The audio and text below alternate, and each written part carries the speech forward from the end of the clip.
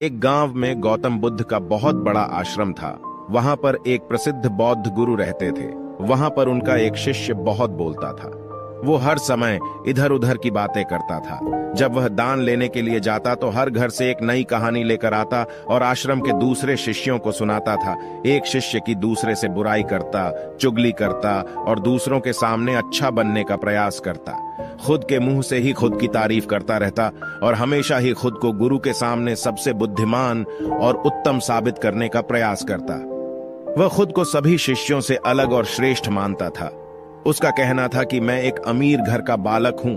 अगर मैं चाहता तो एक आरामदायक और सुविधाओं से भरा जीवन जी सकता था, लेकिन मैं वह सब छोड़कर यहां आ गया क्योंकि मुझे सत्य की खोज करनी है, खुद को जानना है, जीवन को जानना है। इसीलिए मेरा त्याग तुम सबसे बड़ा है।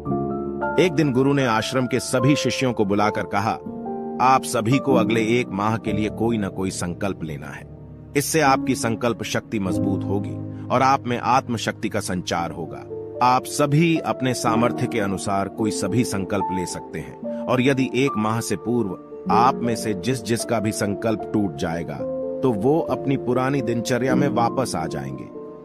सभी शिष्यों ने अपनी शक्ति के अनुसार छोटे बड़े संकल्प लिए और गुरु को अपने अपने संकल्प के बारे में बताकर वहां से चले गए। लेकिन वह शिष्य जो खुद को सबसे अलग और बड़ा दिखाना चाहता था, वो सीधे गुरु की कुटिया में पहुंच गया और बोला, मैं कोई छोटा मोटा संकल्प नहीं लेना चाहता, बल्कि खुद की ही भांति एक बड़ा और महान संकल्प लेना चाहता हूं। कृपया आप ही बताएं, क्या संकल्प लेना चाहिए।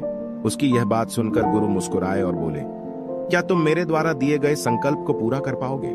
क्या तुम्हारे लिए उसे पूरा करना संभव होगा? शायद नहीं, वो तुम्हारे लिए संभव नहीं है। तुम उसे पूरा नहीं कर पाओगे, इसीलिए तुम खुद ही कोई संकल्प ढूंढो। शिष्य ने कहा, नहीं गुरुदेव, आप जो भी संकल्प मुझे देंगे मैं जरूर उसे पूरा करूंगा। गुरु ने कहा, ठीक है, तो तुम अगले 1 माह तक चुप रहोगे, मुंह से एक शब्द भी नहीं निकालोगे, यही तुम्हारा संकल्प है। शिष्य ने कहा, गुरुदेव, ये भी कोई संकल्प है? ये तो बहुत ही आसान है। 1 माह तक चुप ही तो रहना है।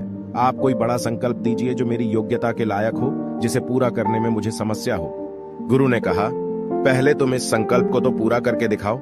शिष्य ने गुरु की बात मान ली और वह उसी समय चुप हो गया और पलटकर कुटिया से बाहर चला गया। उसे चुप रहना बहुत आसान लग रहा था। उसने एक दिन तो जैसे तैसे चुप रहकर काट लिया, लेकिन दूसरे दिन से उसके मन में ना बोलने का बोझ बढ़ने लगा। तीसरे दिन उसे भारीपन महसूस होने लगा और चौथे दिन उसके अंदर एक अजीब सी बेचैनी होने लगी, क्योंकि आसपास आश्रम के सभी शिष्य एक दूसरे से बातें कर रहे थे। वो भी अपना पक्ष उनके सामने रखना चाहता था, उनकी बोलती बंद कर देना चाहता था, लेकिन उसका संकल्प उसके आड़े आ रहा था। इसीलिए वो पूरे दिन सिर्फ मुंह और आंखें बनाता रहता। इसी तरीके से कुछ दिन और बीते और वह शिष्य बीमार पड़ गया। उसका सिर फटा जा रहा था, उसका खाने पीने तक का मन नहीं कर रहा था। वह सिर्फ बोलना चाहता था। वह गुरु के पास गया और उनके सामने बैठकर लिखकर उन्हें बताया, गुरुदेव, मैं बोलना चाहता हूं। बिना बोले, मुझे सांस नहीं आ रही, मेरा दम घुटता जा रहा है, मैं अंदर ही अंदर पागल हुआ जा रहा हूं, मैं क्या करूं? संकल्प तोड़ दूं क्या? यह पढ़कर गुरु मुस्कुराए और बोले, संकल्प तो तोड़ने के लिए ही होते हैं, लेकिन जो अपने संकल्प को पूरा कर लेता है वही अपनी आंतरिक शक्ति को बढ़ाता है, और जो अपनी आंतरिक शक्ति को बढ़ा लेता है वो समझ और जागृति की राह पर आगे बढ़ जाता है। संकल्प का लेना भी तुम्हारे हाथ में था और इसे तोड़ना भी तुम्हारे ही हाथ में है। तुम्हारे बहुत से भाई अपने संकल्प को तोड़कर अपनी पुरानी दिनचर्या पर वापस आ चुके हैं। अगर तुमसे नहीं हो पा रहा तो तुम भी संकल्प तोड़ कर अपनी पुरानी दिनचर्या पर वापस जा सकते हो। लेकिन याद रहे, अगर आज तुम इस छोटे से संकल्प को नहीं संभाल पा रहे तो तुम अपनी बाकी की पूरी जिंदगी को कैसे संभाल सकोगे? बाकी फैसला पूरी तरह से तुम्हारे हाथों में है। गुरु की यह बात उस शिष्य के दिल में चोट कर गई। वह बिना कुछ बोले वहां से वापस चला गया और खुद को अपनी कुटिया में बंद कर लिया। वह केवल अपने जरूरी कामों के लिए ही कुटिया से बाहर निकलता, बाकी सारे समय कुटिया के अंदर ही बैठा रहता। 15 दिन बीत चुके थे और आश्रम के लगभग सभी शिष्यों का संकल्प अब तक टूट चुका था, लेकिन उसका संकल्प अभी भी जारी था। संकल्प लेने के बाद से अब तक उसने एक शब्द भी ना बोला था। सारा आश्रम हैरान था कि इतना बोलने वाला इंसान चुप कैसे हो गया। 15 दिन बीतने के बाद वह दोबारा अपने गुरु के पास गया और लिखकर बताया है, गुरुदेव, मैं बाहर से तो चुप हूं, लेकिन मेरे भीतर बहुत सी आवाजें हैं, बहुत सी चीख पुकार और शिकायतें हैं। मैं अंदर ही अंदर बात करता रहता हूं। मेरा मन तरह तरह के प्रश्न पूछता रहता है। मैं बाहर से जितना मौन हूं, भीतर से उतने ही शोर शराबे से भरा हुआ हूं। क्या इस तरह से मेरा संकल्प अभी भी जारी है? गुरु ने कहा, हां, तुम्हारा संकल्प अभी भी जारी है, लेकिन जब तक लोगों की ये आवाजें तुम्हारे कानों में पड़ती रहेंगी, तुम्हारा मन बोलता रहेगा, क्योंकि इसे तो आदत है बोलने की। तुम भले ही बाहर से चुप रहो, लेकिन तुम अंदर ही अंदर बोलते रहोगे। तुम्हें इन बातों से, इन आवाजों से दूर जाना पड़ेगा। शिष्य गुरु को प्रणाम कर वहां से चला जाता है और सुबह होते ही अपनी कुटिया छोड़कर जंगल की तरफ चला जाता है। कई दिन बीत जाते हैं, संकल्प का समय भी पूरा हो जाता है, लेकिन शिष्य लौटकर नहीं आया। आश्रम में सभी को डर था कि कहीं जंगली जानवरों ने उसे खाना लिया हो। इस बीच उसे ढूंढने की बहुत कोशिश की गई, लेकिन वह कहीं नहीं मिला। सभी गुरु भाइयों ने मान लिया था कि जंगली जानवरों ने उसे अपना शिकार बना लिया है, लेकिन गुरु को ऐसा नहीं लगता था। एक दिन आश्रम का एक अन्य शिष्य गुरु के पास आया और बोला, गुरुदेव, हमारे उस अधिक बोलने वाले भाई के साथ क्या हुआ होगा? क्या जानवरों ने उसे मार दिया होगा? गुरु ने कहा, हो सकता है कि जानवरों ने उसे अपना शिकार बना लिया हो, लेकिन उसके न लौटने की एक दूसरी वजह भी हो सकती है। शायद उसे वो मिल गया है जिसके लिए वह गया था। फिर शिष्य ने पूछा, गुरुदेव, क्या ज्यादा बोलना इतना हानिकारक होता है? गुरु ने कहा, इंसान के जीवन के बहुत सारे दुखों में से एक दुख ये भी है कि वो कभी चुप नहीं रह सकता। हमेशा कुछ ना कुछ बोलता ही रहता है। सिर्फ हमारे बोलने के कारण हमारे आधे से ज्यादा दुख पैदा होते हैं। परिवार के अधिकतर झगड़ों की वजह हमारा बेमतलब बोलना ही होता है।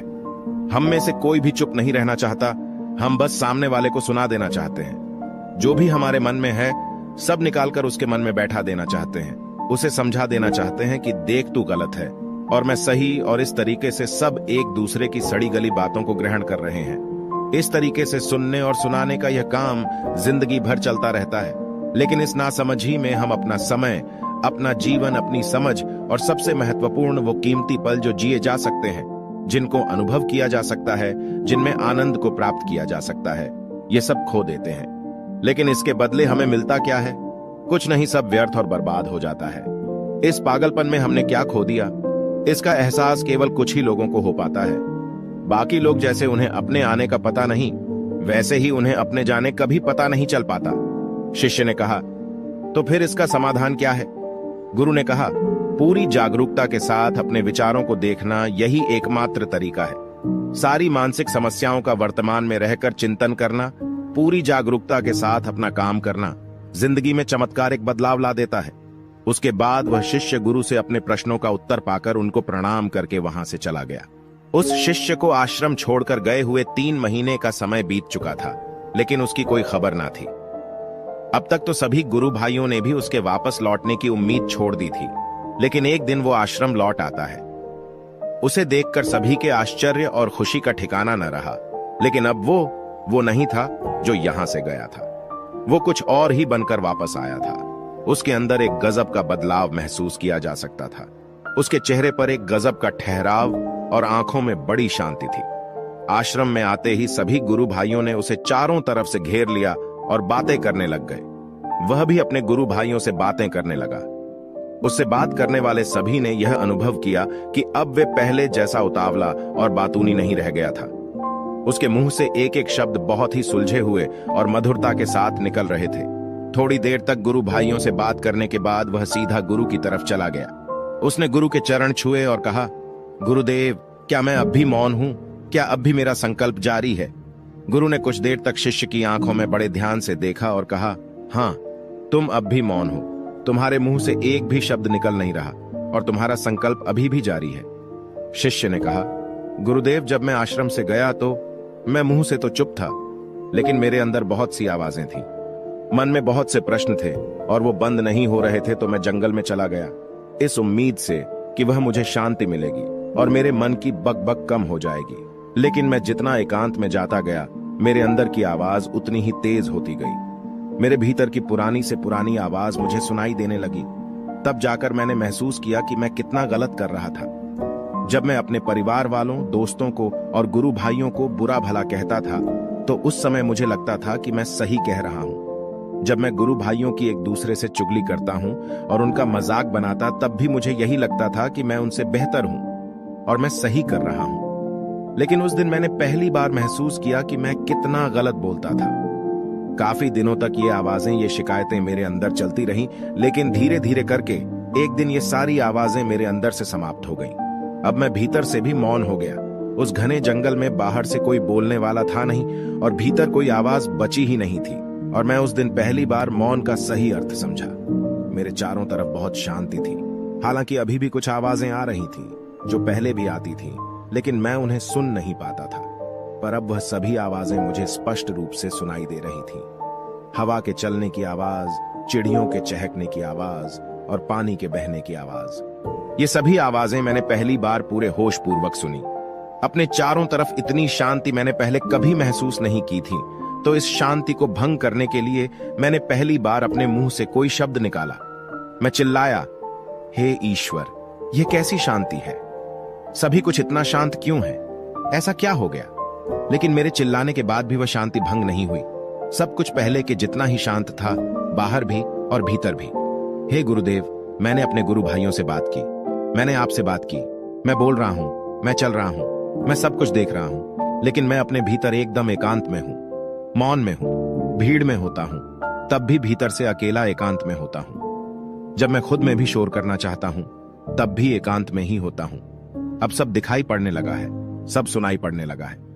गुरु ने कहा, जब तक हम बाहर की तरफ बोलते रहेंगे, भीतर अशांति ही रहेगी। लेकिन जिस दिन हम भीतर की तरफ मुड़ जाएंगे, तब हमारे मुंह से कुछ भी निकलेगा, हम शांत ही रहेंगे। दुनिया में जितनी भी बुराइयां हैं, ज्यादातर हमारे बोलने से ही उत्पन्न होती है, क्योंकि हम चुप रहना नहीं चाहते। हम जितनी जरूरत है उससे कहीं ज्यादा बोलते हैं। हम सामने वाले को सुनना नहीं चाहते, बल्कि उसकी बोलती बंद कर देना चाहते हैं। उसे समझा देना चाहते हैं कि मैं कौन हूं, मैं क्या कर सकता हूं, और यही हमारी जिंदगी का मकसद बनकर रह जाता है। हमारी सारी ऊर्जा इस व्यर्थ के बोलने में बर्बाद होती रहती है।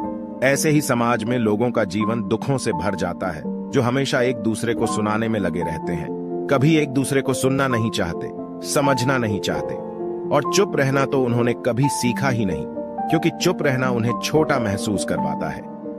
दुनिया की सभी लड़ाइयों का कारण हमारा बोलना ही है, इसलिए हमें सिर्फ उतना ही बोलना चाहिए जितना जरूरी हो, क्योंकि व्यर्थ का बोलना ऊर्जा को नष्ट करना है, और ये बोलना ही हमें कभी अपने भीतर की ओर लौटने नहीं देता, क्योंकि यह हमें बाहर की ओर खींच कर रखता है, और बाहर है ही क्या इस संसार के अलावा।